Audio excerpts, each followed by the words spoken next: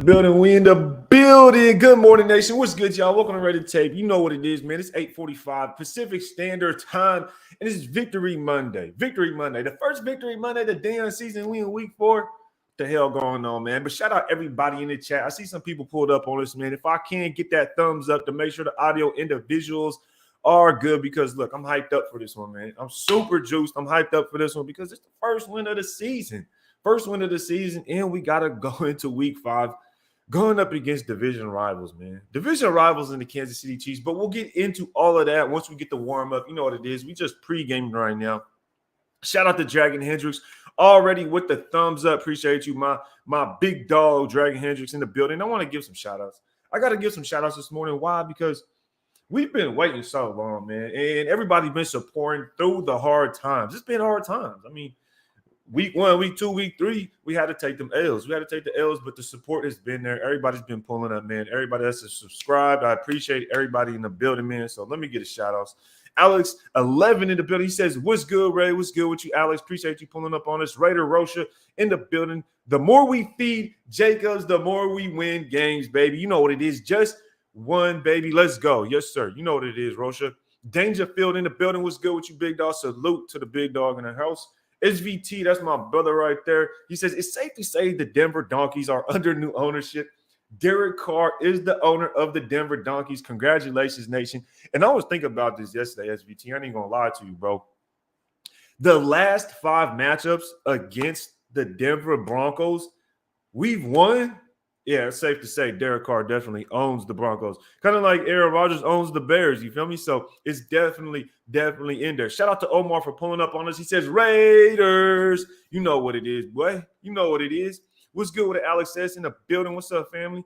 Number 1, number 2, and number 3 in the house. What's good with you, bro? Mac in the house. He's just really happy we won, but I feel there's a little to be done. There's still a little to be done. Yes.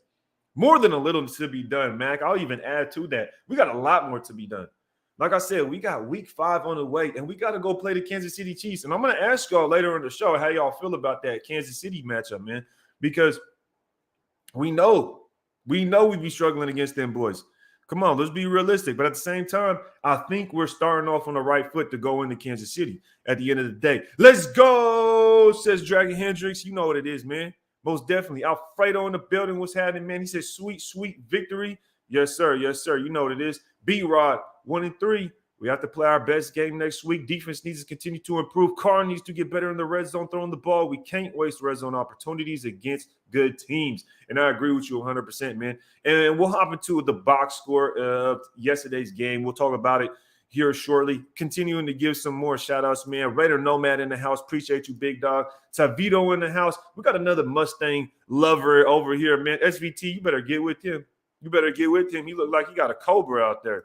Got that taste of victory. Maybe this taste of victory, Carlos, will bring some momentum to this football team, because Josh McDaniel's has been saying how we got to learn how to win. And I feel like he's the one that needed to learn how to win, right? Because he didn't coach the same way. He did not coach the same way this past game that he did in the first 3 weeks. And we'll get into it, man. But shout out everybody that's with us today. West Side Media, what's good with it, Big Earn? Appreciate you pulling up on us. Good morning. Good morning. Glad you're up with us, man. Chance Worthy Evans in the house. What's good with you, bro? I see you, Evans. How you feeling about this one, Chance Worthy? I need to know what you think, bro. I need to know what you think. Digital President of the building, I got to get with you, bro. I'm going to DM you today, Prezi. I'm going to DM you today, cousin. I'm going to DM you today because we got to work on some content. We got to figure out some media, bro. Casey Bourne, what's up with you, brother? Out there still hustling. I know you grinding, man. JoJo in the house. What's good with it, Valdez?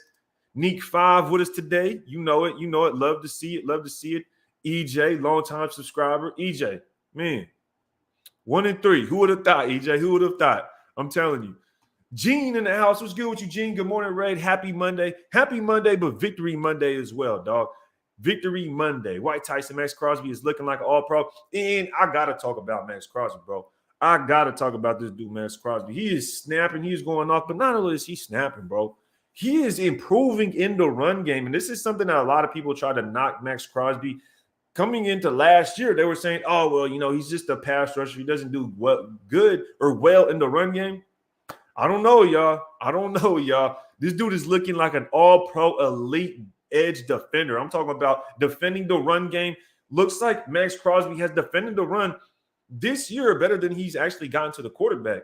I mean, his tackle for losses are tallying up compared to his sack count. Now, his sacks are still there because this past game he got 2 sacks. On top of the one he got, I believe he got one last year, or did he get one against, or not last year, last week? So he's tallying them up. Mike Morris in the house was good with an Eminem. He says, "What's up, nation?" Shout out to my boy Dave Maxfield with us today. What's good with it, Maxfield? Still got the Gruden grinder on as a profile picture. You got to do what you got to do. How that ref gonna pull? Yo, that ref was out there cheesing. I'm telling you, that ref knew. He said, "Boy, I need to collect that." Yeah, he said, "I need to collect that check." That ref better go on disability. Go on disability for the next couple months, man. He says, "I'm out for the rest of the season." He on IR. That shit crazy. Minus in the house, he said the feeling of winning at the stadium was amazing. Hey, you were at the game too, so that's dope, Minus. I remember you kept saying it all week. You said you were going to be at the game, flying in from London. So shout out to the Raiders for getting that dub for you, man. I'm so happy they were able to win, especially since you came in from London. So shout out to Minus, man, for being able to be out there. But I heard there was a lot of Broncos fans.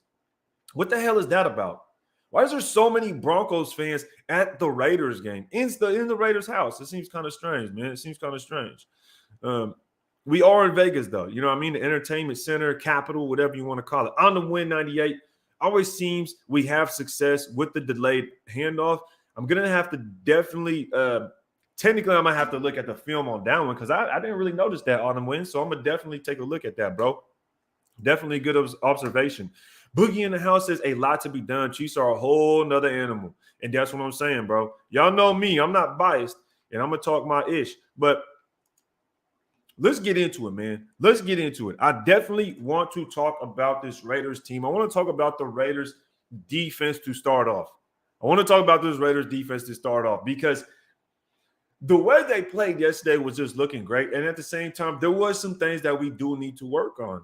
Because you think about the fact that the Broncos were able to score as many points as they did was kind of concerning in my opinion. I definitely was hoping we would hold them to less than 20 points.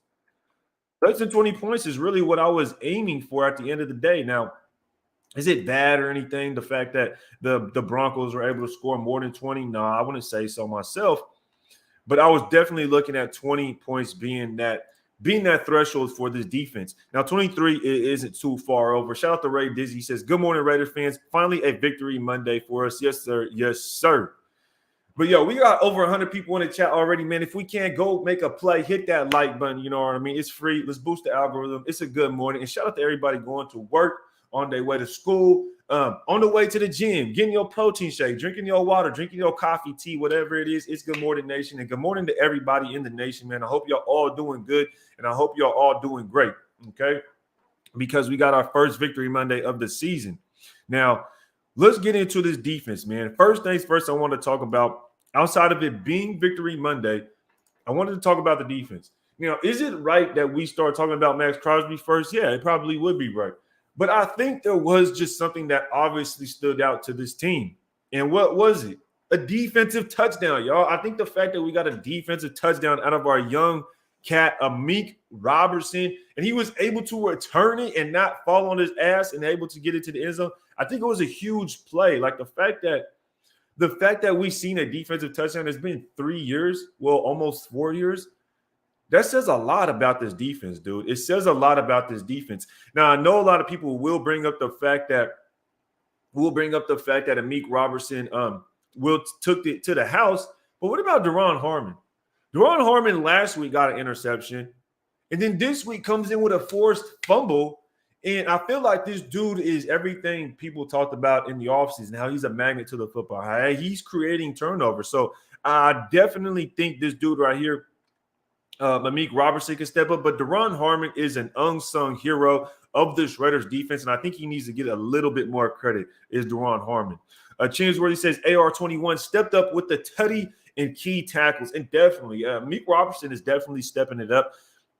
I do have some concerns, though. I do have some concerns about Amik Robertson, just because of the simple fact that when it comes down to playing deep field passes, I would say. When it comes down to playing deep field passes for Amik Robertson, you'll see sometimes that they'll pick on him and that he'll struggle. And I've seen a couple of times that he does that weird. It's almost like, I don't know, I would hate to call it an animation like from a video game, but once the ball goes in the air, he always seems to turn back and try to body. He tries to turn back and keep his lead hand on the receiver, and it never works. And in this past game, he tripped. And then in the game, I believe it wasn't against the Titans, who we played against the Cardinals, they gave up a big one downfield doing that. So I definitely want to see Amik Robertson's passing technique be a lot better, or coverage technique, I should say. I would like to see Amik Robertson's coverage technique be a lot better. He did get the touchdown. He fumble popped into his hands, and he returned it. That's great. But when it comes purely to Amik Robertson's coverage, I do want to see a lot more. But at the same time, I want to give him his flowers for getting that touchdown. What a great return by him.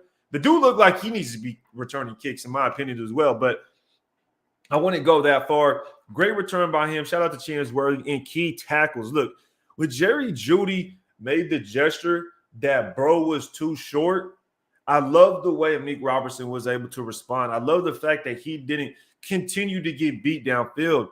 I love the fact that he was able to come up and make those key tackles, be able to beat Courtland Sutton. Courtland Sutton is not a small wide receiver. And the fact that he was able to beat him on that bubble screen, get around Courtland Sutton and go make a tackle, I know he was hyped. I definitely know he was hyped.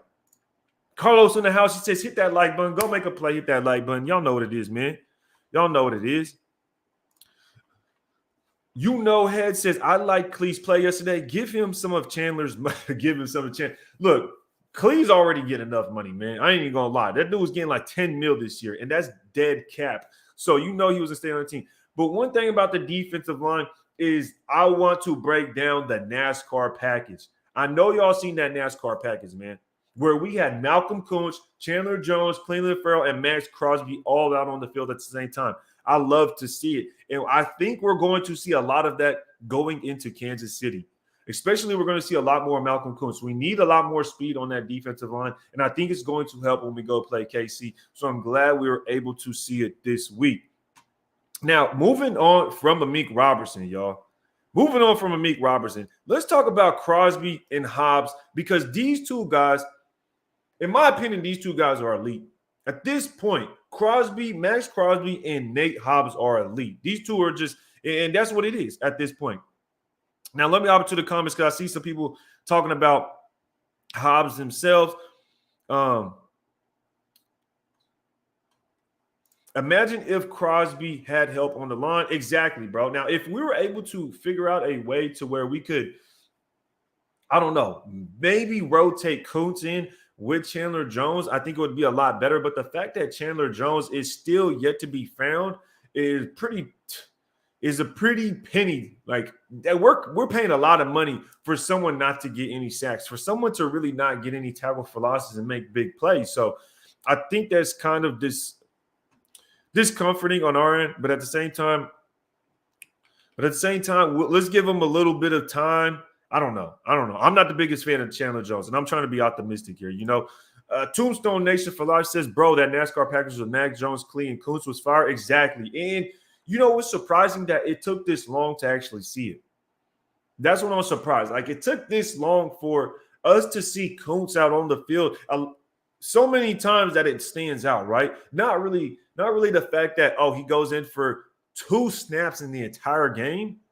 In the previous games, he went in for 2 snaps the entire game. Finally, we get him see some real solid burns. So glad to see that. Definitely glad to see that. Justin Gandy says we gave up a 1st and 30. 1st and 30 TD. What the F? Yeah, man. Look, I'm not saying the defense was perfect by any means, by any stretch. And that's what I kind of meant by we still have things to work on, right?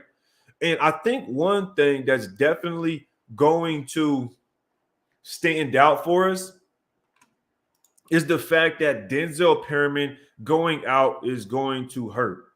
I mean, Kyrie Keegan says it himself. He says, Perryman going out hurt us. He was balling. And this, I think, is going to be something we have to keep it on. The fact that Denzel Perryman shows up in one game and is able to flash and everybody notices him at the moment he hops into that game. And then all of a sudden he goes out and it changes changes hand over hand, I think this is going to be a problem. We got to keep an eye on it. And the fact that he went out with the concussion, I feel like that right there is tough. But Nate Hobbs went out with the concussion last week and was able to return this game, have a big game, and stay healthy. Most importantly, he was able to stay healthy. So let's see if Denzel Perryman is able to come out and be able to, get healthy and stay consistent in the way he played in this past game.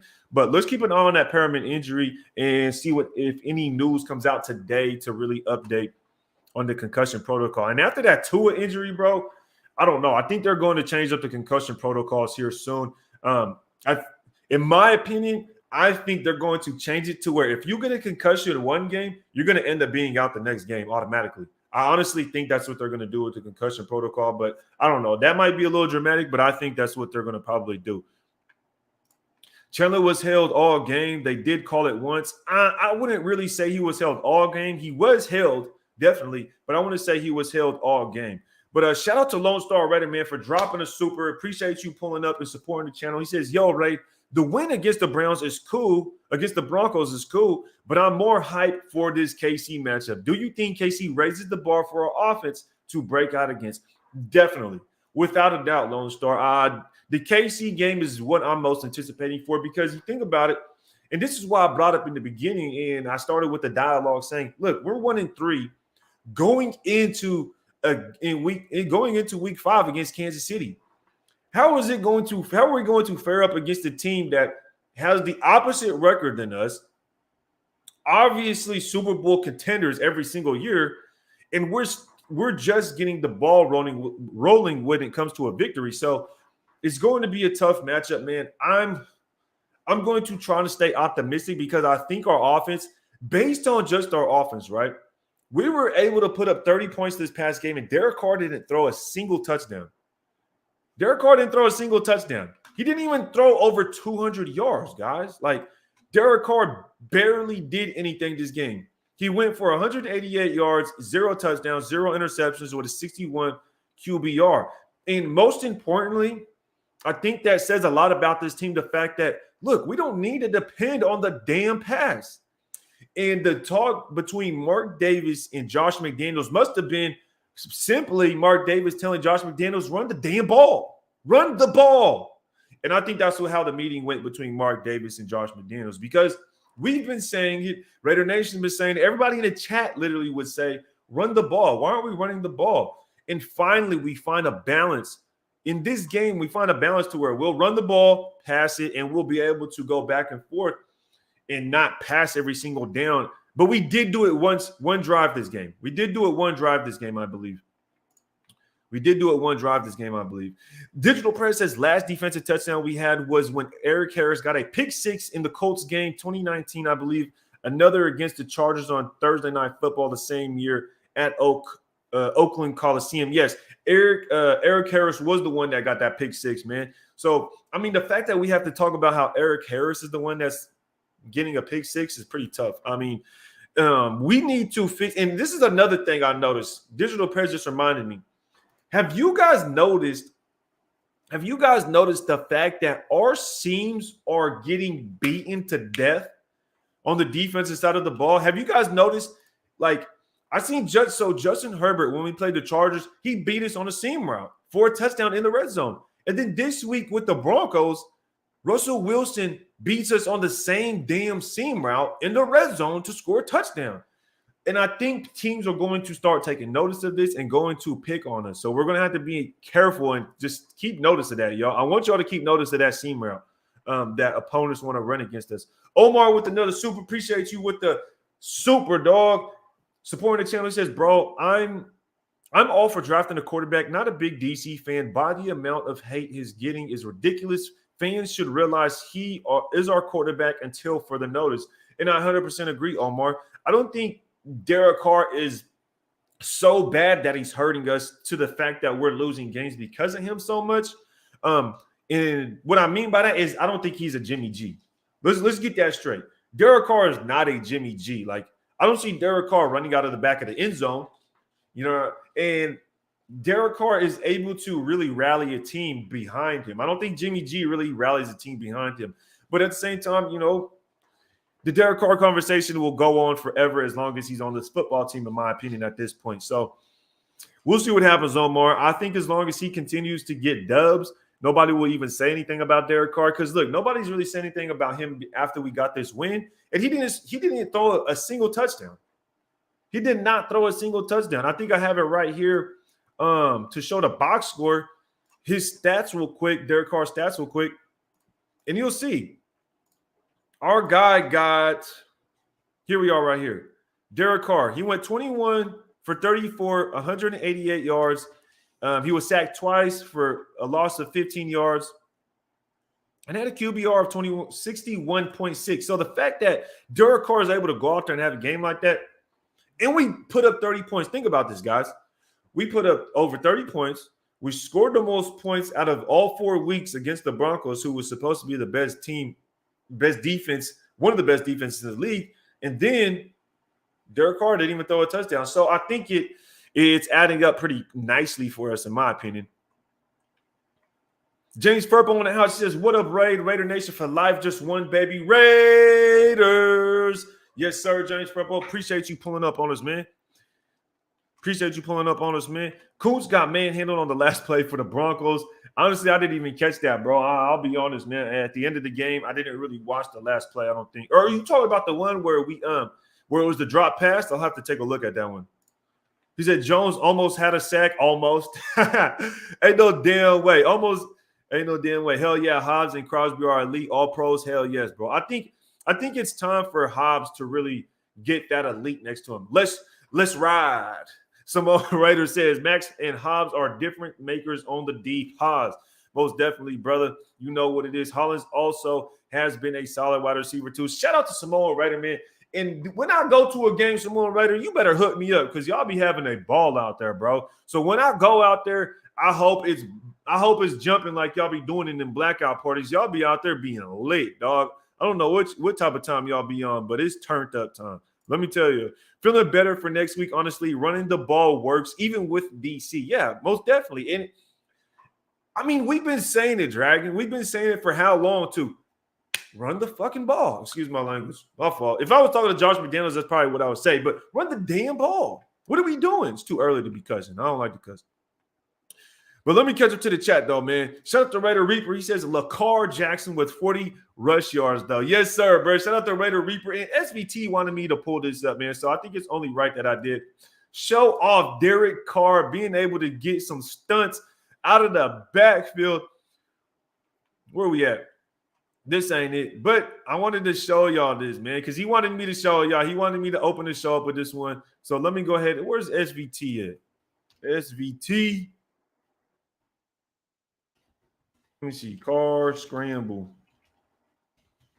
We gotta show Derek Carr putting in some work right here, man. Because as much as everybody loves to talk a little bit of ish about Derek Carr, let's go ahead and give this man just a little bit of credit for this past game, bro. Because it looked like he almost pulled a Daniel Jones. I ain't even gonna lie.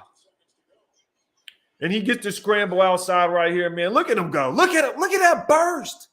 Look at that burst from our quarterback. 8 seconds left trying to get that timeout in. This is what gets us hyped right here. Derek Carr running the damn football. He's running the damn football. Look at that. A 20-yard scamper from our guy. 20-yard scamper. Love to see it, y'all. Love to see that. That's a lot of fun right there from Derek Carr. But this right here is pretty funny. I'm not going to lie. When Derek Carr at this moment, right here, watch. Right here, this moment scared me. I'm not going to lie to y'all. Let me be the first to tell y'all right now. When I seen Derek Carr about to be hit, I'm like, oh, shit, don't fumble the ball. I'm like, bro, you best not fumble the ball. I seen Jacobs at the bottom screen, but I'm like, don't fumble the ball. And when he makes the guy miss and he keeps going, bro, I was like, DC's on a different type of time right now. He's on a different type of time right now. For him to get past the defender and keep running and not fall, I was just amazed. I mean, let's be honest, man. I like Derek Carr, but he falls. You could touch him with a balloon and he would fall down. And the fact that he was able to scamper, LaCar Jackson with the 40 yards, though. Shout out to Raider Reaper. I had to shout that. And shout out to SVT because he told me, man, he said, you got to open up with this, bro. You got to open up with that. Sheila Carr, he says, I cringe every time Carr goes for it, bro. I'm telling you. I am telling you. This shit is like, I'm telling you, bro. That's a tough one. It's almost like the game is on the line when Carr scrambles. I ain't even going to lie. LaCar Jackson, you know what it is. What were they saying last year when we had Marcus Mariota? Cariota? Let's get it. Sean L with the super. Appreciate you, bruh, for supporting the channel always. Sean L in the house. He says, we can beat the Chiefs by shutting down Mahomes' passes with a three-man rush, man zone coverage, quarterback spy. Paul Gunther film exposed them. Not a bogus full zone defense that will get torched. 100% agree with you, Sean L. And this has been something teams have been doing for a long time now, though. To be honest, you think about the fact that Paul Gunther did it. Yes, Paul Gunther did it. But you watched every game in the playoffs against Patrick Mahomes. They will only rush so many, and they will drop back as many guys in coverage as they can with a few man coverages. Probably a bracket on Kelsey, and then, of course, you have your quarterback spot. So I think we could beat the Chiefs. I honestly think we could beat the Chiefs. It's just going to be tough. I'll just have to see it to really believe it. If we beat the Chiefs, though, this is almost like our Super Bowl. I seen somebody say this is our Super Bowl, and I believe them. Us playing the Chiefs, we have to get over that hump of the Chiefs being the front runners of this division. And let's put it that way. The Chiefs are the ones to beat. The Chargers are not the ones to beat. They're 2-2. The Chargers are not the ones to beat. We've beaten the Chargers multiple times. The Broncos, we own the Broncos. We beat them 5 times in a row. I mean, until the Broncos beat us like multiple times, we own the Broncos. 5 times in a row, guys, that's going on 3 years. 5 times in a row, we've beaten the Broncos.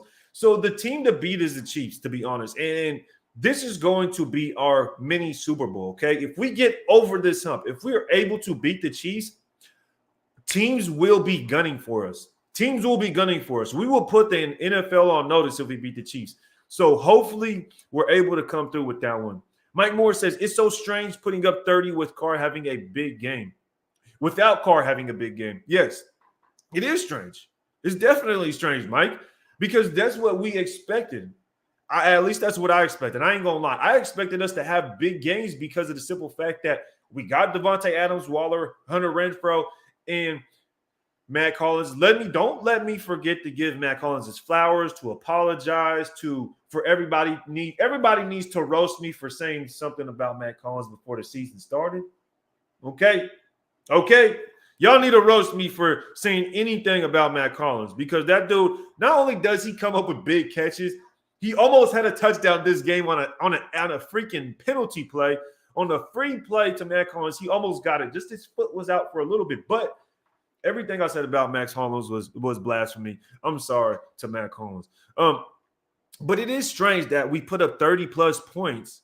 The first game we put up 30-plus points, Carr doesn't throw for a touchdown, and he doesn't even throw for over 200 yards. So, and shout out to our guy with the over-unders. Man, I'm drawing a blank right now. Who does our over-unders for the pregame show? He said, does Daniel Carlson get over 2 field goals? That man got 4 field goals. Daniel Carlson had 4 field goals, y'all. That's 12 points. That man's putting up some crazy fantasy numbers, dog. Hey, shout out to Andy at Raiders football talk because I whooped his ass at fantasy football, y'all. I whooped Andy's ass. So whenever y'all see Andy and he goes live, tell him Raid was on you, dog. He whooped your ass. I gotta show y'all real quick. I put the buttons on that boy. I tell you, I put the buttons on that boy. Straight put buttons on that boy. I'm telling you. 129 to 82. Come on, Andy. Come down to Raid the Tape, Andy. You owe me a live. Andy got to come on live with me now for that one, for that ass whooping. Broken tackle, bro. Derek Carr with a broken tackle. I'm like, bro, someone gave that man some damn perks before the game. Someone gave Derek Carr some perkies before the game to run that damn scramble. I'm telling you right now. Sean L., this play has been proven to shut Mahomes down. It's on film. 100%, Sean L., 100%. Carriota, you know what it is, bro. Carriota, that was the guy, trap guy. Carr was looking like Forrest Gump out there. I swear he was, dude. I swear he was. Daniel Kim, he says to beat KC, we have to limit their time with the ball and possibly play above man zone scheme from the super chat. Yeah, shout out to L, Sean L, for dropping that super. The most difficult thing about playing Mahomes is off-schedule plays, 100%. But this is the thing that kind of scares me. Before we get off of the defense, what scares me is the simple fact that I've seen Patrick Graham run way too many containment plays. I've seen Patrick Graham run too many containment plays where it's to the point that it's like, dog, sometimes you have to get to the quarterback. You can't let them sit back there and just kind of like pick apart the defensive backs, because we've seen Russell Wilson this past game go out there and throw a touchdown because dudes were kind of like in this containment, not rushing. They're just sitting in front of the offensive lineman playing shuffleboard instead of getting to the quarterback, and he throws a dime to the back of the end zone to, I think it was Cortland Sutton or Jerry Jeudy, I can't remember. And I think Guidry, his name is Guidry, was in on the coverage. And it really wasn't Guidry or the DB's fault. I just felt as if we weren't rushing the passer and we were just in this containment. So I'm afraid that Patrick Graham may want to do that with Patrick Mahomes, and I hope he doesn't. I hope we go after Patrick Mahomes with that NASCAR package and do what Sean L was saying in the super chat, and what Daniel Kim is saying here with the man mixed with zone coverage.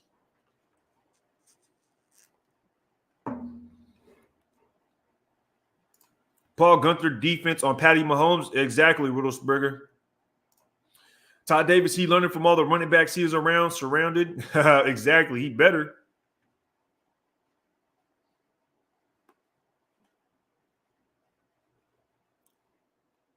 Chowder says, y'all see what they did to Temple? That's what I'm saying. That's why I'm trying to stay optimistic, but at the same time, it's gonna be tough, brother, because them boys put in some work. What did Gus Bradley do to them in week 3? I didn't watch the film on that, but we'll definitely have to go back and check that out. One thing I did hear is that Kansas City didn't play up to their standard, that they kind of were playing down to the competition. But we'll have to see what Gus Bradley did. He does have experience against Patrick Mahomes. I mean, coached for the Chargers, coached for the Raiders. He played Patrick Mahomes multiple years. Pacey Cunningham, shout out to you, brother. Shout out to Cunningham for pulling up. Long-time sub, long-time member. If anybody wants to join the membership, all you got to do is hit that join button. I will be posting the film. I think this week we're posting all the all-22 film of the offense. Someone in the membership remind me. I think last week I probably posted the offense. I'm not sure. But shout out to Pacey Cunningham. Carr started striding like he was having a 40-yard dash flashbacks. Jacob's so fun to watch, by the way. Imagine if he ran a 4.3.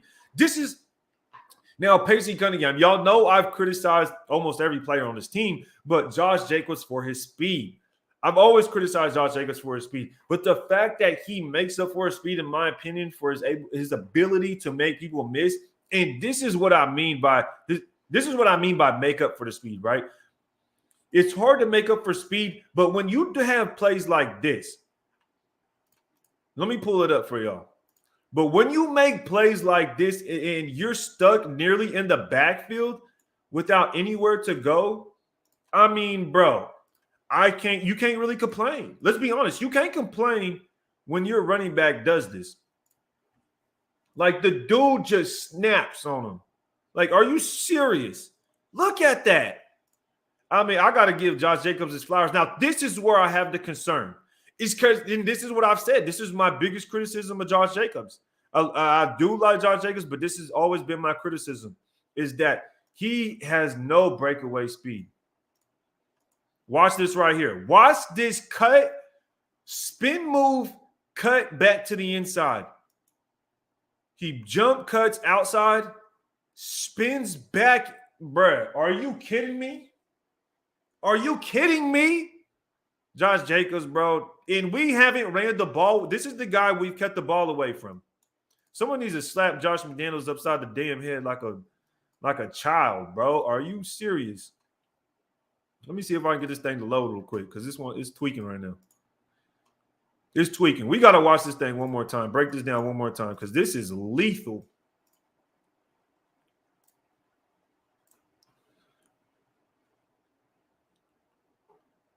Lethal. Oh, my goodness. Now, this is my criticism. This has been my criticism right here.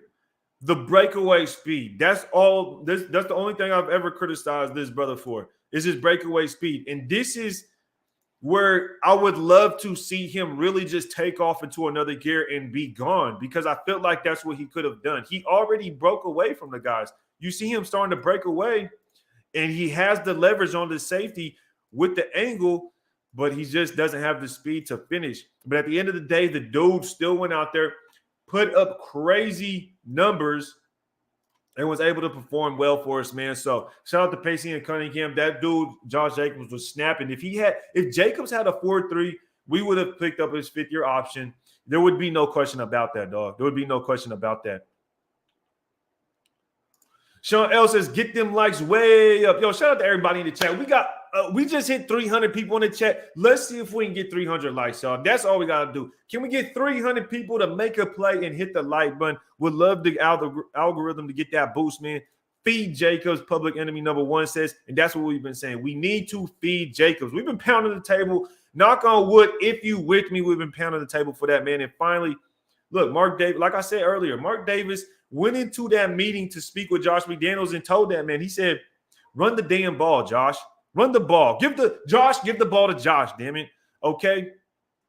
Ruben Russ in the building. He says, we need to score TDs in the red zone. Can't be first and goal on the 1 and not put up 7. Need to extend plays, not throw the ball away on third down. 100% agree with you, Ruben Russ. This is a huge concern still for the Raiders is the red zone offense. Now, is it because we played a very good defense that the red zone offense wasn't able to make it happen? I don't know. The red zone is hard to score in, but at the same time, when you look at the statistics, when you look at our team in general, the past 5 years, we have yet to be a top 20 red zone team. A top 20 red zone team. The past 5 years, guys. So it's not like it's something new. It's not like it's a Josh McDaniels problem per se. I'm starting to be concerned with Derek Carr having the lack of confidence in putting the ball in places to where he could score. When the play breaks down, when the play breaks down in the red zone, Carr gets lost.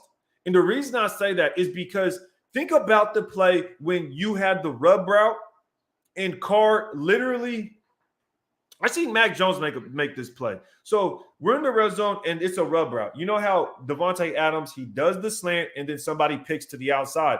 When that broke down, Carr was lost and he just threw it away. Nothing happened on that play. And that kind of stuff is a very concerning because when you run those kind of plays, it's one and done. It's like when it's not there and you have Derek Carr as your quarterback, it's over. The play is over. But when you look at and then when you look at in the game, we threw the ball and it hit Cohen Miller in the back or it hit Bradley Chubb in the face. It was a play like that, one of those screen kind of plays. And it's like, bro, those are dead plays. So we really got to figure that out in the red zone on how we're going to be able to have plays stay alive longer, like Ruben Russ said, and the play can actually be extended instead of it just being thrown dead or it's a fly ball out of bounds. And we've seen that too many times. It's nice getting 17 points from a kicker. Yeah, bro. I don't know if you have Daniel Carlson on your fantasy team, but I should have got him. But look, I got Justin Tucker, so I'm all right. I got Justin Tucker. I should be solid, man. Lone Star Raider with another super, still supporting. Appreciate you, brother. He says, yo, Ray, the old stat says like one team has made the playoffs after 0-3 start, but no one puts out that there is an extra game and playoff spot in today's NFL. Even if we lose at KC, we can still get in. I agree. I agree with you, Lone Star. But the thing is, I'm not even going to look at the numbers, right? I'm not going to look at those percentages because at the end of the day, you look at our division. Even though we're last in the division, the Chiefs are what? 3-1. The Broncos 2-2. The Chargers 2-2.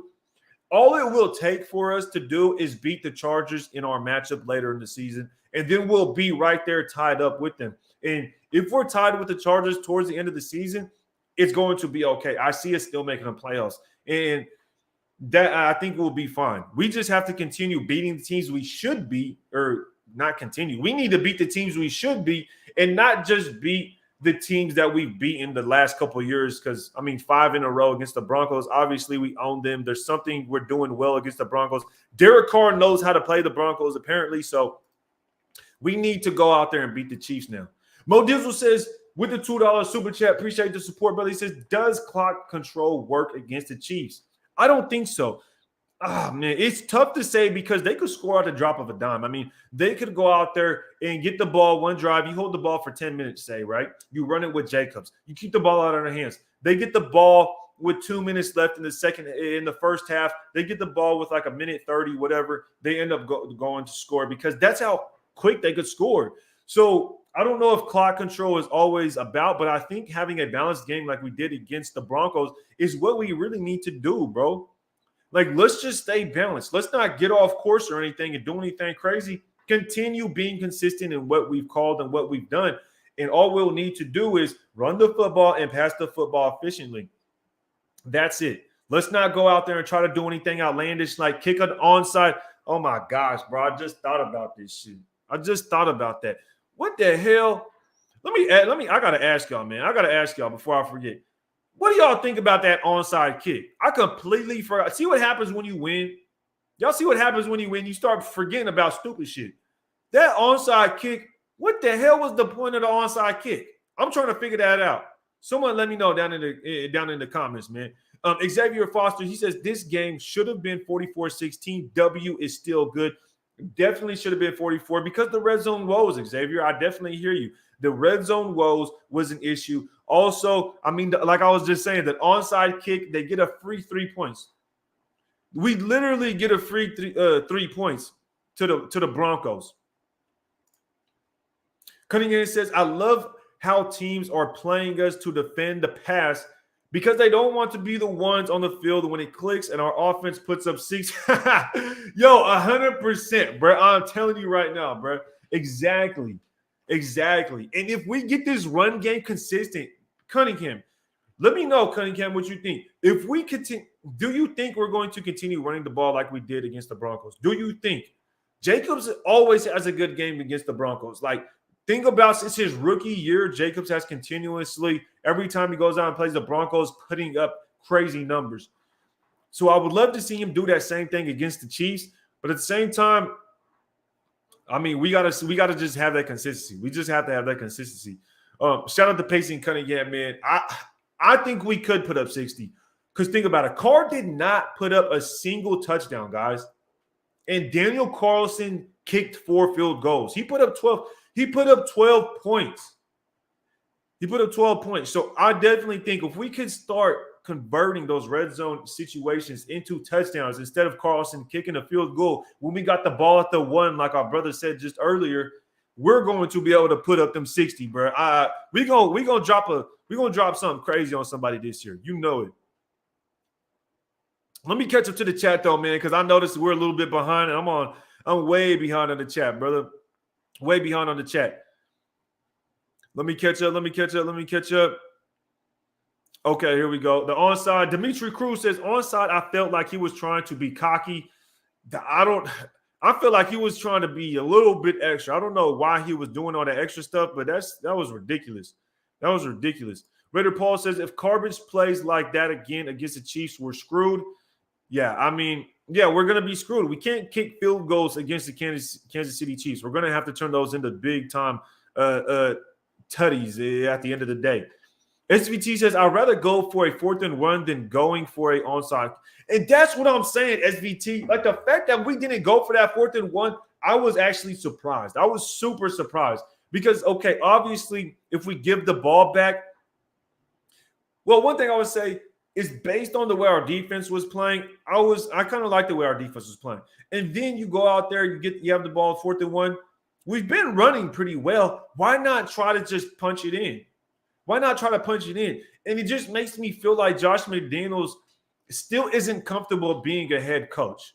Because prior to him being a head coach, I would have the confidence in Josh McDaniels as an offensive coordinator for the Patriots to figure out a play somewhere to score on a 4th and 1.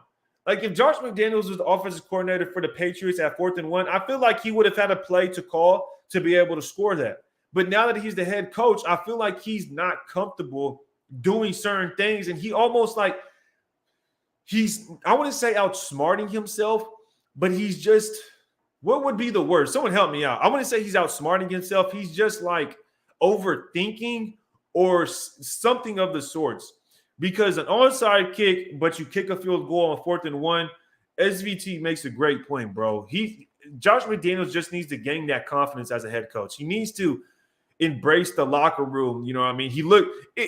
Think about that. Did you guys watch the not the presser, but the victory speech by Josh McDaniels in the locker room? It just seemed like he's not there yet as far as a leader of men, as far as being comfortable as a public speaker, especially when you're on the podium saying, a million times. I mean, like, you got to score points, we're learning how to win, is going to get better. And we're trying to find the best 5 guys on the offensive line, and it's like, bro, why do you keep saying, I hope you're not saying that shit in the freaking meetings. And all these players are just like, bro, quit saying, So we'll see what happens. Mo Dizzle, he says, agree 100% onside was trash. Give a struggling offense a short field. That's what I'm saying, bro. Like, what type of time was we on right there? Marvin Lewis, that onside kick was dumb as F, bro. I'm telling you.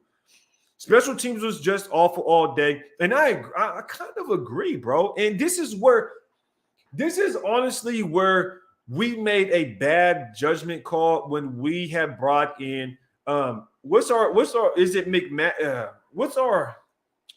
special team coach's name? Our special teams coach's name. What's his name? Tom McMahon. Oh my gosh, bro. It was Tom McMahon. When we have brought in Tom McMahon, this new special teams coach for Rich Bisaccia, you knew the special teams was going to be a problem. And I'm not saying it's going to complete problem because, look, we have Matt Collins out there making plays on the special teams as well. But, I mean, it's weird to miss an extra point this game. And I think we missed the extra point last game too, if I'm not mistaken. I don't know if it was last game or against the Cardinals. And then we do this onside kick stuff, and it's just like, what are we doing, dog? Like, I don't know. McMahon, I'm not a big fan of him. Torrent Raider says onside kick was ridiculous. Definitely was ridiculous. I don't know what we were thinking in that matter, bro. That onside kick could have ruined the game. Glad it didn't, though. And that's kind of what I meant, Mike, is that you notice, like, people stopped talking about it because we were able to get that dub. You feel me? Like, we were able to get the dub, and a lot of stuff gets swept on the rug. Like, I didn't even notice at first. Well, I knew, but I didn't really notice or emphasize the fact that Carr didn't even throw a passing touchdown, and we put up over 30 points. So a lot of stuff gets kind of not really brushed under the rug, but overlooked when it comes to winning.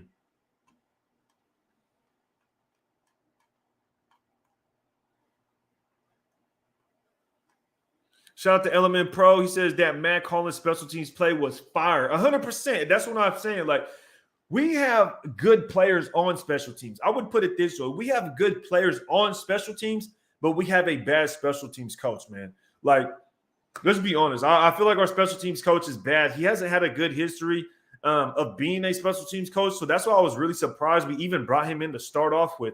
And to come in and have to replace Rich Bisaccia, someone that wasn't only a special teams coach, but ended up being a head coach that led us to the playoffs, bro, you got a huge seat to fill. And right now, your left cheek ain't even doing nothing, bro. Like, Tom McMahon cheeks.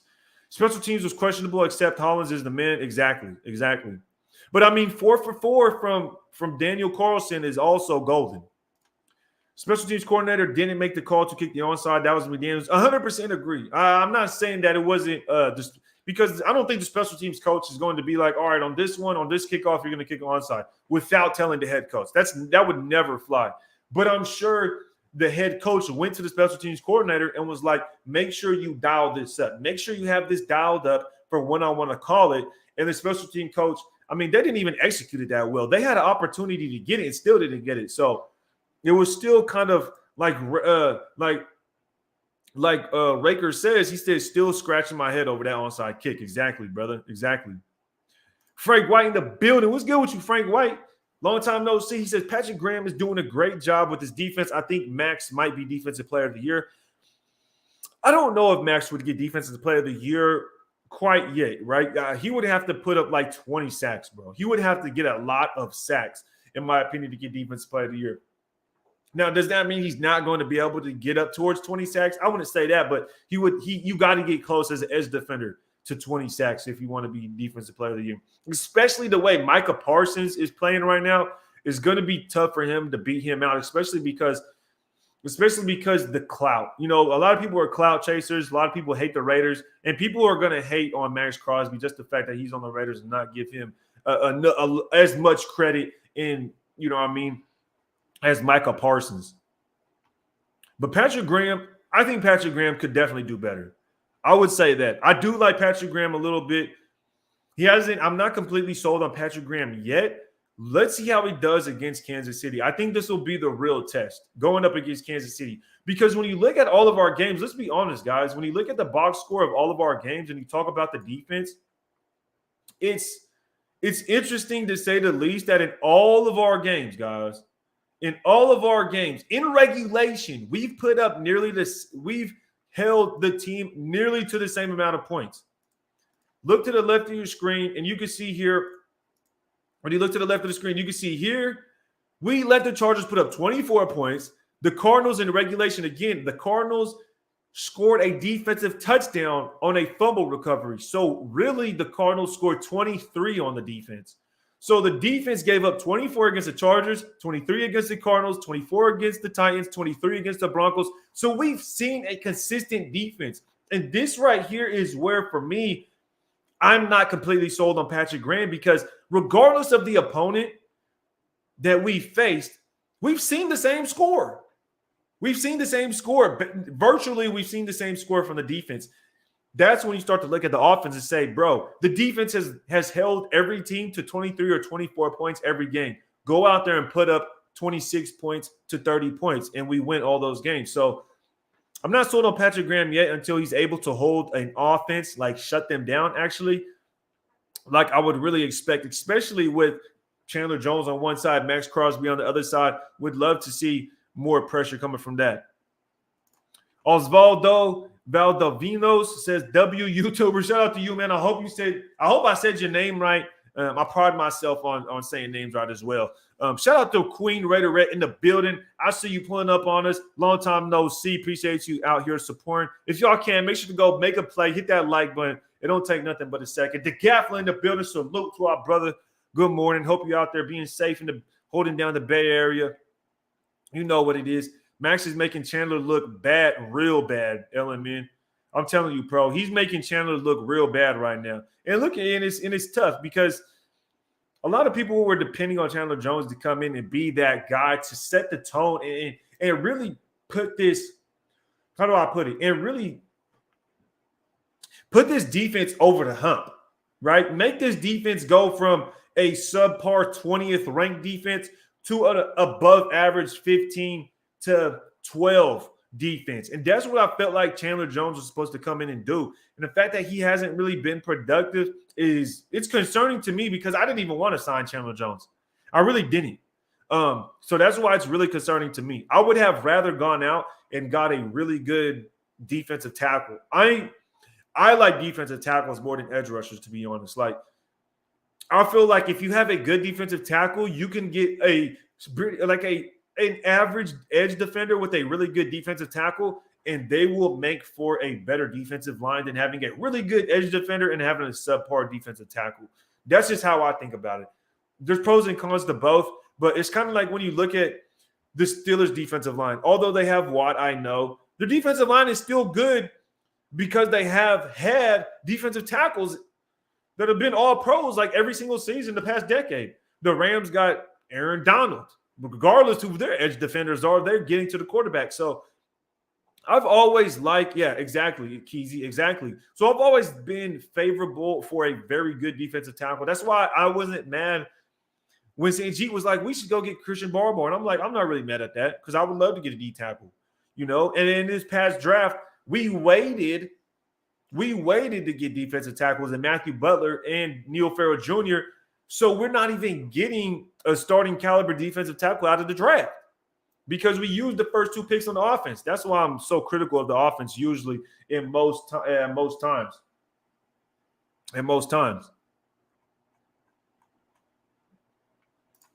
Hadakami in the building. Hadamaki in the building. Shout out to you, brother. Always pulling up as usual. He says, bugs me when coach say we need to learn to win. Raiders know how to win. He needs to learn rapido. And this is 100% facts because, I mean, I heard my brother Honcho talking about it as well. He's saying, look, the only people that need to learn how to win, and like Hadamaki said, is Josh McDaniels because he's the only one that hasn't won as a head coach. I mean, Rich Bisaccia, I think, has as many wins as Josh McDaniels does right now as a head coach. And that's crazy to even say because I mean, Rich Bisaccia was only a head coach for half of a season, really. So Josh McDaniels really needs to learn how to also articulate himself because when he says certain stuff, I feel like players will interpret it a certain way and take it a certain way. And the way he comes off seems like he's just not a very good, I don't know how to say. He just doesn't know how to articulate himself very well. That's just how I would put it. Like when he was giving the speech in the locker room and he says, I always say players wins the game. And to me, it's almost insulting because we haven't won games. And when you say players win the games, it's almost like when we lost and it's like you're blaming the players for losing. So he needs to learn how to kind of use his words and kind of pick up some game. Let's put it that way. Josh McDaniels has no game. That's all I have to say. Josh McDaniels has no game. And when I say game, he don't have no mouthpiece, dog. He can't spit game. He can't spit no fire. He can't spit off the top of the dome, go in there and have a speech and let his players know, look, I'll rock with you because y'all rock with me. And we're going to get this dub at the end of the day because I'm fired up when we got our first dub. And because of all you guys, we got this win. And that's how he probably should have said it. And I spit that off the top of the dome. I should be the fucking coach. Excuse me. Damn, I'm over here. I'm getting hyped up. I'm hyping myself up. You feel me? So Josh McDaniels just seems like he needs to get that, you know what I mean, that mantra.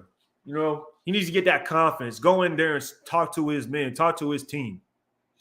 Parsons looking like the defense. Yeah, that's what I'm saying. Parsons looking like that man. Jesse Bam Torres. Shout out to JT, man. He says, good morning, Raid and the fam. How we feeling? Yo, it's Victory Monday, JT. Let us know if you're just pulling up, man. Let us know. Make sure to hit that like button, everybody. We still got over 300 people in the chat, man. Having a blast on this Good Morning Nation, man. Victory Monday is always lovely as well. DC acting different with that bust down Rolly.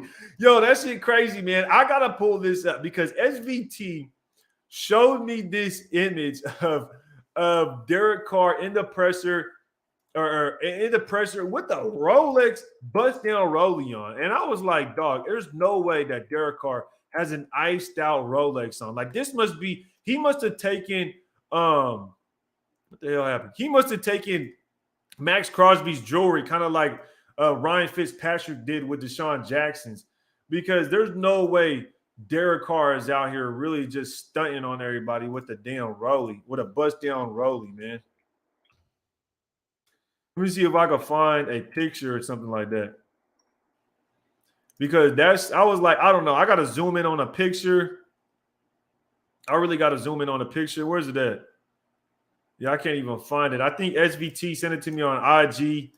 No, switch.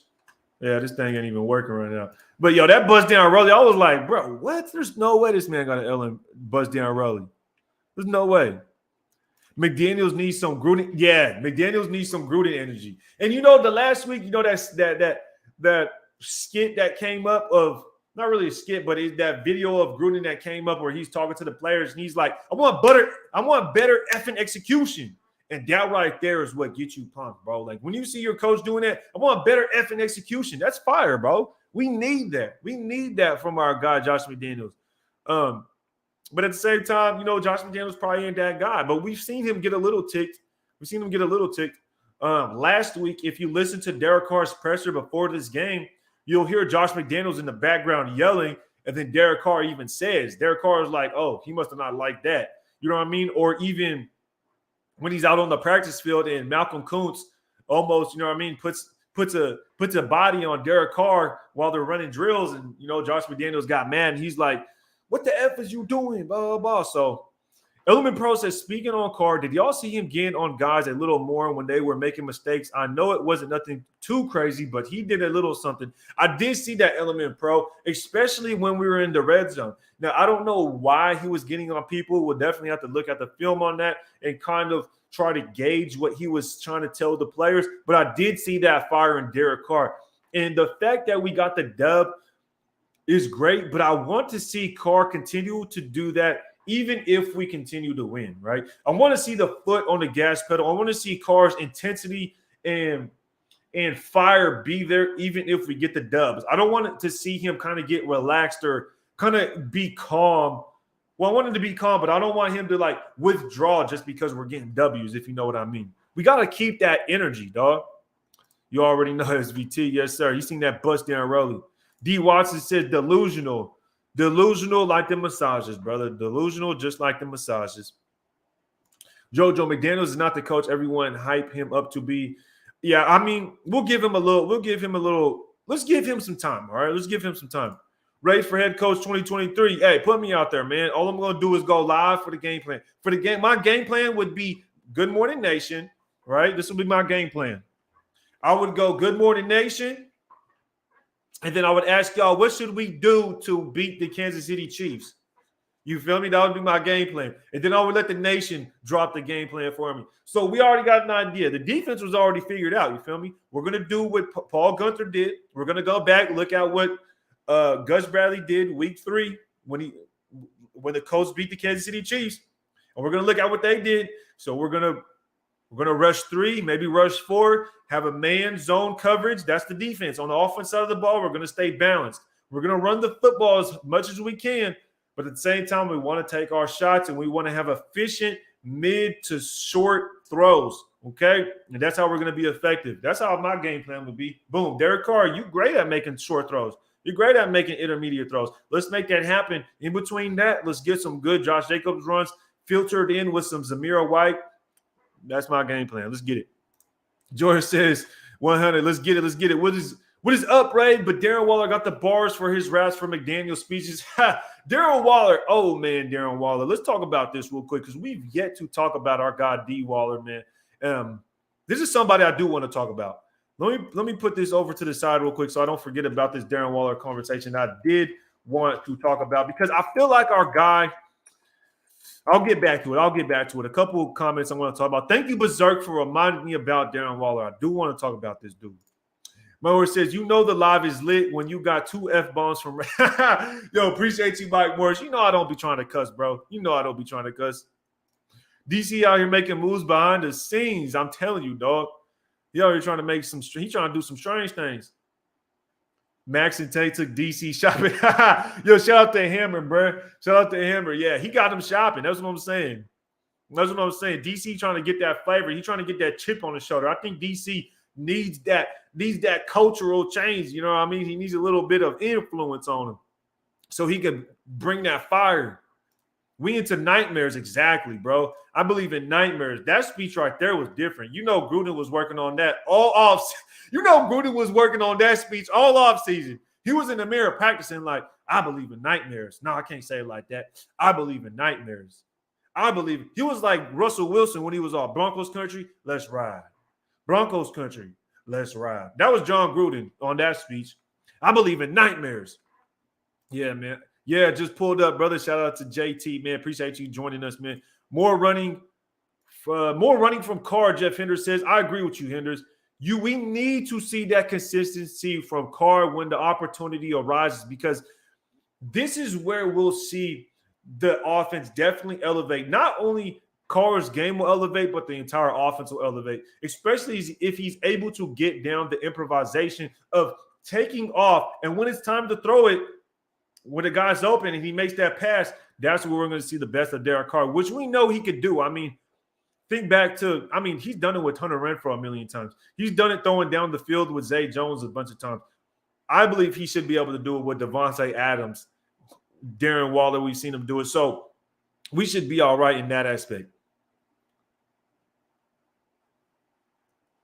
Edgar V in the house. What's good with you, Edgar V? Appreciate you pulling up on us. He said, I still think McDaniel's is trash. We were already a winning team, a playoff team. Yes, bro. Edgar V, I agree, bro. Man, it's hard to argue that. It really is hard to argue the fact that, yes, we were a winning team and a playoff team last year, but I wouldn't say McDaniel.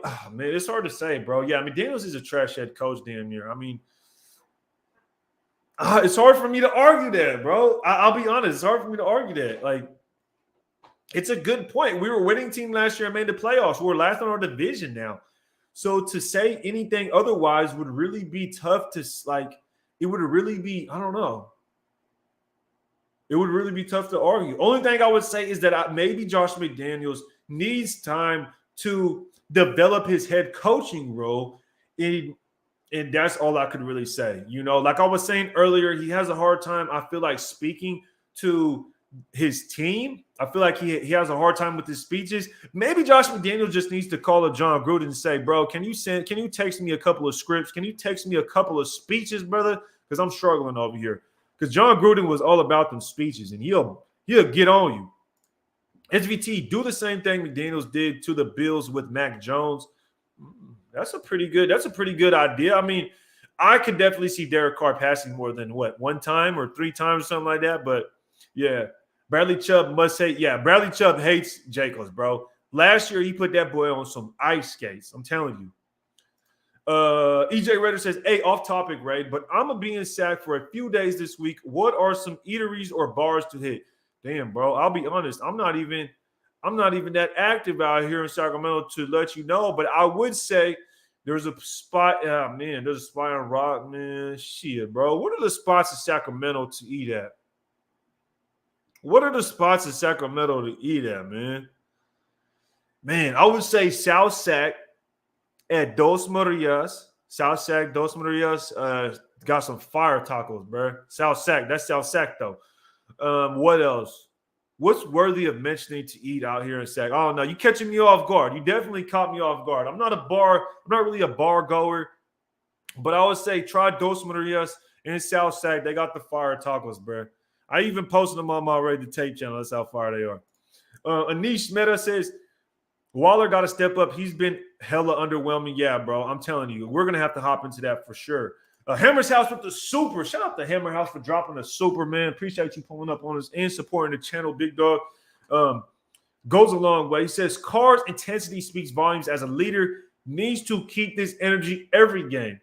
He saw small mistakes, spoke to his teammates, and it was corrected quickly. Surtain in press coverage on Tay, they made the necessary adjustments. And this is the points that I love people bringing up. The fact that you're not only able to bring up what we needed to do, but what we did to actually solve the problems. And the fact that we seen, like Cameron says, we seen Surtain, giving us a little trouble. Surtain was giving us a little trouble. I felt like Devante Adams and Carr weren't on the same page on some of those, but Surtain was still in position to make the play, so it is what it is.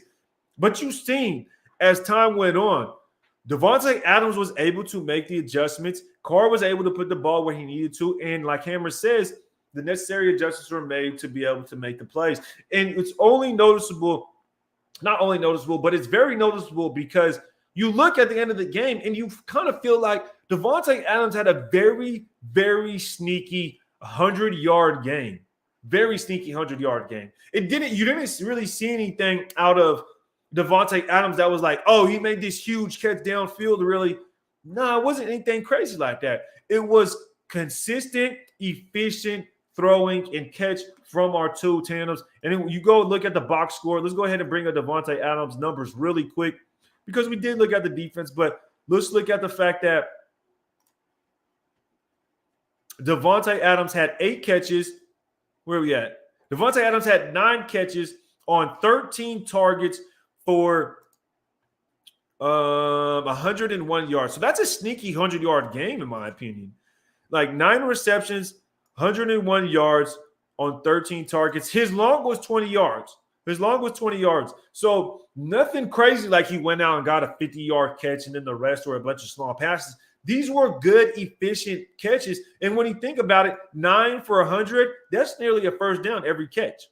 nearly a first down every catch. Now, if we're able to consistently have this with a good running game, this is what I'm talking about from the offense. This is what I'm saying from the offense. Have a consistent run game with these kind of passes and catches from our quarterback and wide receivers duos. I mean, Matt Collins as well is able to be able to pull up some stats as well to where it looks great, because you look at Matt Collins, nothing too crazy, but 3 for 33 again. Every catch is a first down, and this is what you love to see. Now you get Darren Waller 3 for 24, which is just under that ticker. And this is who I wanted to talk about. And I did make a video. I'll post it tomorrow on Darren Waller on what is going on with Darren Waller. How do you guys feel about Darren Waller so far? And are you guys concerned with his production? Because one thing I noticed, if you look, Darren Waller this season, I believe he has – someone will correct me if I'm wrong. I believe Darren Waller this season has 13 receptions for 150 yards and 1 touchdown, if I'm not mistaken. Let me get to the super chat real quick.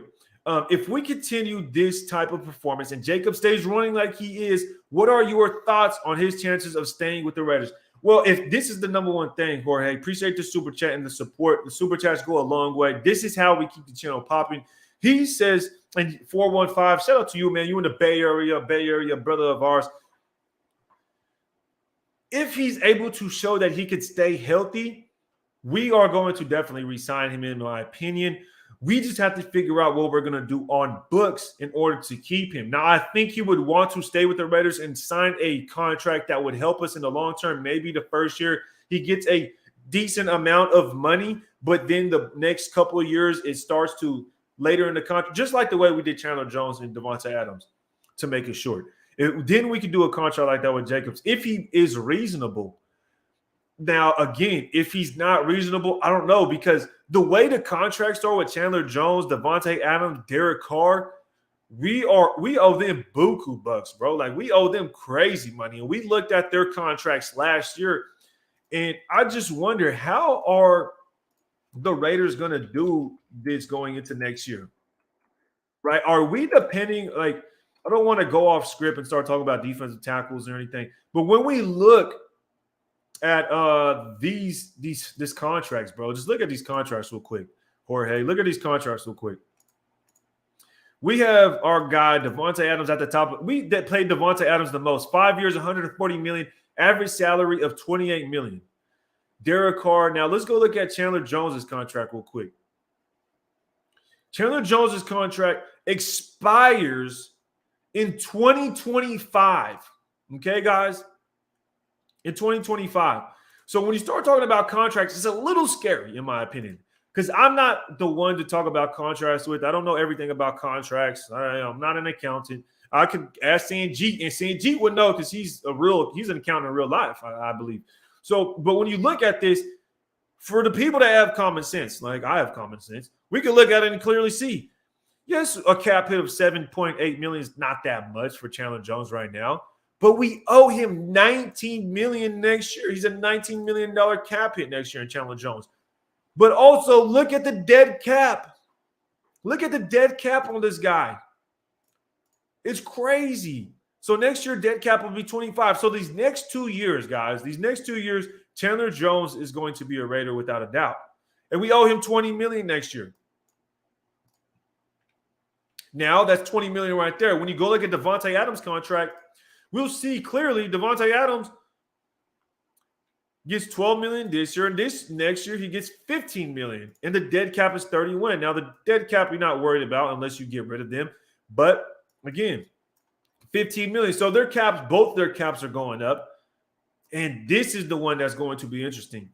Derek Carr, and this is where I think we're going to have to figure out, is he going to, redo his deal? Because when you look at Derek Carr's deal, you'll see $35 million cap hit for Derek Carr next year, with only a dead cap hit of $5 million. So he has the least amount of cap hit for all of these guys.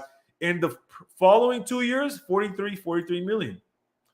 So the contracts we have right now are looking very chunky, guys, very chunky. And the last and definitely not least, guys, and this one is going to be dramatic is the jump from $6 million cap hit.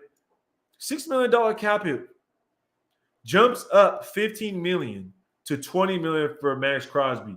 So we're seeing a huge jump of a lot of money, guys, going into next season. So I don't know how the Josh Jacobs contract will work out. We will still figure it out. I'm sure we'll be fine, but we'll see what happens. EJ Ritter says Devante torn his ACL. Damn, that sucks, bro, because he's on my fantasy team. But not only that, I don't want to see any player tear their ACL. I don't want to see any player get hurt. And I like Javonte Williams. He seems like a quiet guy. He seems like he just keeps his head down, puts into work, even though he's a Bronco. I hope he has a speedy, fast recovery because I don't want anybody to get hurt. And I want to play against the best anyways. I want to play against the best of the best that we can. So let's hope and those, send prayers. Hopefully he recovers fast, man, because we don't want to see anybody hurt. Hammerhouse says Carr Tay adjusted and started going back shoulder to Tay on the press, and it worked to perfection. And it looked beautiful, bro. Those passes look beautiful. Like, let's be honest. When you get that back shoulder and the receiver turns around at the last minute and catches that ball, those just tell us a lot more about our team and the chemistry than what we ever thought. So those are definitely a love to see those plays. Shout out to our guy Frank pulling up from Sicily. You know what it is. Chow, my guy. Glad you're able to pull up on us, man. In the last segment I wanted to talk about, though, before we dip up out of here, man, what y'all think of Devante saying learning this system is like trying to learn Mandarin? That's crazy. And when I heard that, I was like, what the hell? For real? That's crazy, bro. Erico says we suck in the red zone. Please improve. Yeah, for real. I ain't even mad at that. I'm not even mad at that. Because we do. I mean, we've yet to rank above 20th in the red zone. I mean, it is what it is. Kevin Lurker, whoever is talking about getting rid of Hunter, you need your head looked at. Who's talking about getting rid of Hunter? I don't think we need to get rid of Hunter Renfrow. Like, dude just got a concussion. Now we over here tripping. Come on, give our guy a break. Shout out to Johnny Rose for pulling up as a member. Everybody welcome our brother as a new member of the squad. Shout out to our guy. Do your touchdown dance, Johnny Rose, and make a play because you just became a member. It goes a long way. This is the best way actually to support the channel, everybody. So if you guys want to join the membership, go ahead and join the membership because I post all 22 film snaps this year. The first year, I'm posting the all 22 snaps of either the offense or the defense this year, guys. So if you guys want to see all 22 film your favorite team, go ahead and make sure to join the membership. And this week, I believe we're posting the Raiders defensive snaps on the membership. So go ahead and check that out, guys. Appreciate Johnny Rose for pulling up on us, man. There were so many Broncos fans. Yes, there was. There was way too many, in my opinion. Way too freaking many. William Merchant says, increased salary cap and good draft will relieve your concern about the contracts on the books. Most definitely. And also, we have a lot of dead cap. We have a lot of dead cap money. Let's go. Let me see if I can go find the dead cap money for you guys real quick so we can cross our T's, dot our I's on this one before we move on and talk about Darren Waller. Because I believe our dead cap money right now is crazy. Dead cap. Where's our dead cap at? Where is our dead cap at? Contract terms, draft details, contract details. So salary cap. Let's see. Salary cap. Cap hit. Injury reserve cap. Okay. I want to see if I can find that dead cap. Okay, here we go. Dead cap. We have a total of damn. Hold on. We have a total of $41 million in dead cap, apparently, guys. I didn't know this. This is according to, what is this? Spot Track. According to Spot Track, we have a cap hit of $41 million in dead cap hit. Right here. It says right here. I'm not bullshitting you. $8 million for Yannick. $5 million for Nick Kukowski. We owe $5 million to Ruggs. I wonder if we'll get that back. I don't know if we are or if this is accountable for. Ruggs, $5 million. Corey Littleton, $4 million. Damon Arnett, $3.5 million. Kenny and Drake, we're still paying him. I think the next 2 years we're still paying him, I believe. Alex Leatherwood, $2 million. Carl Nassib. Jalen Richard. Trayvon Mullen. And the list goes on. So apparently it adds all the way up to 41 million. So next year we should have a lot cleaner cap room. A lot cleaner cap room. Johnny Rose with the super chat and a new member. Shout out to you, brothers. That's how you support, man. Let's get it, man. Shout out to you. Let's get it. Let's show some love to the offensive line. They are coming together. Also, Waller is underwhelming. Thank you, Johnny Rose, for bringing that up because we're about to hop right into that segment right now, man. Waller's underwhelming. We need to draft a top-tier linebacker. Love your channel. Now, this is a very insightful super chat. Why? Because the fact you bring up saying we need to draft a top-tier linebacker. Denzel Perryman goes out on a concussion this past game. Nate Hobbs went out last week and was able to come back. We don't know how long Denzel Perryman will last. And I don't think, did we ever get Denzel Perryman his contract extension? I don't think so. Did we? I might be drawing a blank on that, but I don't know if we did. I don't think we ever did get Denzel Perryman that contract extension. So until we do, let's see, extension candidate, okay. Yeah, I don't think we ever gave our guy Denzel Perryman a contract extension. So this is something that we'll definitely have to look at. You look at the Jaguars; they'll go out there and they go ahead and grab their linebacker in drawing a blank. Someone help me. Who's the linebacker that the Jags just drafted? Devin Lloyd. They go out there and they pick up Devin Lloyd, and he's showing out, bro. Devin Lloyd's showing out, and we always pass on linebackers, but we do have Denzel Perryman. We don't know how long he'll last, and I don't know if I trust Devine Diablo as our middle linebacker. Now, will we see Masterson develop? I don't know, Johnny Rose. Let me know if you think Masterson or Darian Butler would be able to fulfill that role or jump in there and be able to develop into one of those linebackers. Now, let's talk about Darren Waller. And thank you for saying you love the channel. Thank you for becoming a member and dropping a super chat and supporting Johnny Rose. Shout out to you, brother. Darren Waller. Let's talk about Darren Waller. Okay. How are we feeling about Darren Waller? Because this dude right here, I criticize the hell out of this dude. Let's be honest. I criticize a lot. I try to be optimistic, but at the same time, I try to also criticize because I know we're the Raiders and we're not perfect. But at the end of the day,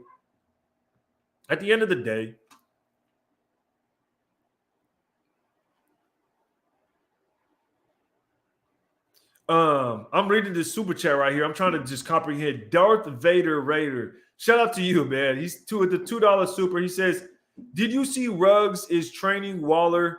Almost got a touchdown. What the hell? What the hell, boy? That boy Element said, I'm glad you brought that up, Vader. What? Hold up. What? Is this satire? Am I tripping? Waller needs a Gruden speech. Yes, he needs a Gruden speech. Waller did have one clutch catch last game. One? Yeah, that's not good enough. That's not going to do it for me. She's still paying Littleton? Yeah, bro. I didn't even know that. I just seen it right now just to show y'all. I just seen it right now.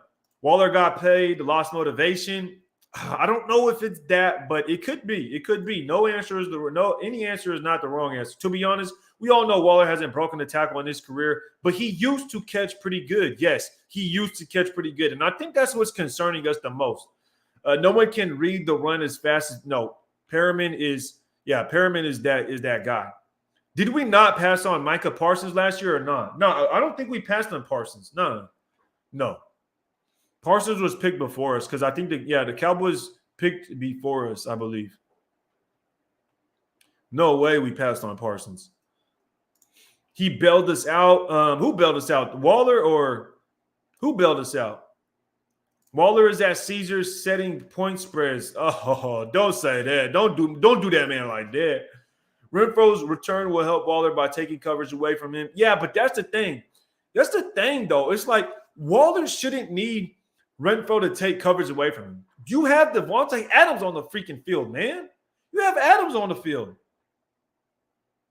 Like, bro, at what point is Waller just going to step up and make a damn play? He doesn't break tackles, which I still criticize him for. He doesn't break tackles. This guy is 6'6", 250 plus pounds, and he can't break a freaking tackle off of a cornerback. That's probably like 5'11", 190 pounds. Like, that's ridiculous. And then he doesn't catch the ball unless it's perfect. And this year, he hasn't caught a ball, even if it is perfect. And then on top of that, you got the extension. You got the extension that you wanted, even though you sat out for the whole entire freaking training camp and lost all those repetitions with your quarterback while Devante Adams was out there. Hunter Renfrow was still out there. All these guys were still out there while they were waiting for a contract. Derek Carr was out there waiting on a contract. Hunter Renfrow. I mean, Josh Jacobs. They didn't even give Josh Jacobs a freaking fifth-year extension. He's still out there playing, and he's a running back. A running back at that. And we know running backs don't get paid a lot. Running backs are what? I guess the phrase would be dime a dozen. So it's like, come on, Waller, you gotta be better than that. All of a sudden, your hamstring gets better because your hamstring feels better now that whatever, I guess, because you got the extension, right? So it is what it is. Element Pro says, I'm fine with Waller. He'll get right. And I believe so. I believe he'll get right as well. But the thing is, Element Pro, you have to consider the criticism because Waller isn't coming in like, oh, he's a rookie. He's trying to figure it out. No, Waller's coming in as a guy that just got a contract extension, that's been called the top 3 tight end, and set out this offseason because he had an injury, right? So with all that adding up, I don't think we have the time to be like, oh, Waller can get right. That's all I'm saying. I think he will figure it out, but Raider Reaper, Waller has been balling with the FL on that block for Zeus on his – what? Waller has been balling? Waller has not been balling, Raider Reaper. You my guy, Raider Reaper. You know what I mean? You got the snow bunnies. You be knocking it down. I feel you, Reaper. But I gotta shut that shit down real quick. Because this is why I made a video on this guy, Waller, because I'm about to tell you right now, he has not been doing anything. I'm sorry. He's not been doing anything. Let's go ahead and bring it up. I didn't bring up a Chevy commercial. No, this is just an ad. Here we go. Darren Waller's been balling. Darren Waller has not been balling, my guy. Just take a look at these numbers. These are not balling stats. You feel me? Like when you go out there, get a contract extension. The first game, he got 4 receptions for 79. That's solid. But then the last 2 games, 3 receptions for 24. 3 receptions for 22. And another thing is, all these stats nearly add up to his first game last year. Right now, this season, he has about, let's see. This season, 2022, he has 175 yards on 16 receptions and 1 touchdown. Now, if we go to the 2021 season, if we go to Waller's 2021 season, and we look at the first game last year. Oh, damn. It took me all the way to the whole season. Can I just look at last year? Can I look at, oh, here we go. Where is it at?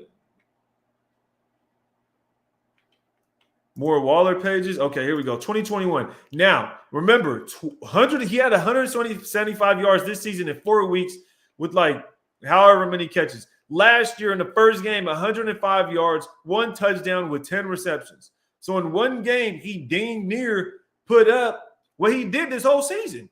And then he put up 65, 50, 50, 50, 50, 92. So I don't think he's really been balling that much this year per se. He's kind of taken a step back. And he's had a lot of drops. So the fact that he's been having some drops, I don't know, man. I wouldn't say he's really been balling so much. That's all I would say.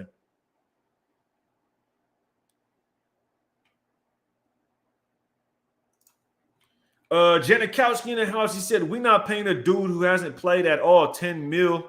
Oh, yeah, I feel you, Renfro. What up with it, Ray Love in the house? What's good with it? If y'all can, make sure you hit that like button as y'all tune in. You know what it is. And on that note, man, I think we've got to – let me see. Hold up. Did someone say I missed? I don't think I missed the super chat. I don't think I missed a super chat. Did someone say I missed a super chat? Waller hasn't done hardly anything since we forced the ball to him week 1 last year. Yeah. That's when I started criticizing, bro. I mean, I took the heat for it, but I stick to my guns. Y'all know me. We going 9-8 wild card, baby. Call it what you want. Johnny Rose with another super. He says, Ray, your hats are badass, and I sport mine all over town. Great quality and unique design. I agree that Waller never breaks any tackles. He needs to step it up ASAP, and he does because I don't think, look, if we want to consider Darren Waller one of those guys, let's go compare him to Travis Kelce, right? Let's go compare him to Travis Kelce. Let's go compare him to Mark Andrews. If those guys don't have games to where it's like, oh, they're dropping a bunch of passes. Oh, they're not doing good this week. No, it's every week they're consistent. Those guys are consistent. These are the guys that we hold Darren Waller, to, these top-tier tight ends. So we would love to see him have those same effect, that same production, and he has it. So I can't really say he's been doing it. And as far as my hats go, I appreciate you supporting the brand. I appreciate you supporting the hats and rocking it around town, man. Look, I'm rocking the brace today. Usually I rock the hat. You feel me? I got my hat on standby right here. Got the white on black first edition. You feel me? I got the Pillar Series tee on. You feel me? So if anybody want to go check out any t-shirts, any hats, go make sure to check out redemptionbrand.com. Appreciate the support. Johnny Rhodes, you know what it is, man. I got to keep up the quality. Brother Kuda in the house with the super sticker. Shout out to you, man. Appreciate the super sticker. LA Dodgers fan and a Raiders fan. LA holding it down for the Raiders. Shout out to you, man. He says, Raid, are you doing the presser? What do you mean by that, Jorge? Let me know. Let me know about that, man. He said, Raid the tape, you tripping. Waller for sure breaks tackles before. I mean, based on what? I haven't really seen Waller break tackles. Like, the only tackle I've ever seen that man break, let's see. Jesus Love Scooter said it here. Waller breaks tackles against the Jets. That's it. You are tripping. Yeah, I haven't seen Waller break tackles like that. You feel me? Like, he doesn't really break tackles like that. 19 targets. Yes, sir, says 19 targets in that one game. Yes, he did have 19 targets in that one game. But when you look at this season,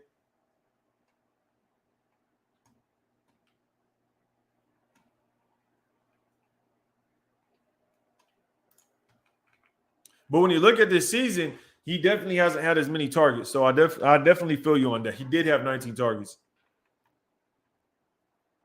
Waller has clearly regressed. Yeah, he has. He definitely has. But I was looking for Jorge. Jorge said something.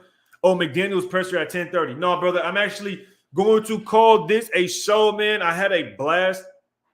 I definitely loved doing the Good Morning Nation this morning, man. Y'all know every Monday morning, we got a Raider Good Morning Nation going on, man. So if y'all want to pull up for a live Good Morning Nation, remember, Monday morning at 8:45 Pacific Standard Time, we go live every Monday morning. Also, don't forget, pregame show. We do the pregame show an hour before every single game here on Raid the Tape. So if y'all want to pull up for the pregame show, pull up for that. Check out Redemption Brand. Go follow me on Twitter. Make sure to follow me on Twitter and Instagram at Raid the Tape, man. Appreciate everybody that did pull up on us, man. Shout out to my guy, Dragon Hendricks. And we're going to leave this one with Raiders. Yes, sir. Appreciate everybody that pulled up on us, man. You know what it is. Until next time, y'all, Raid the Tape.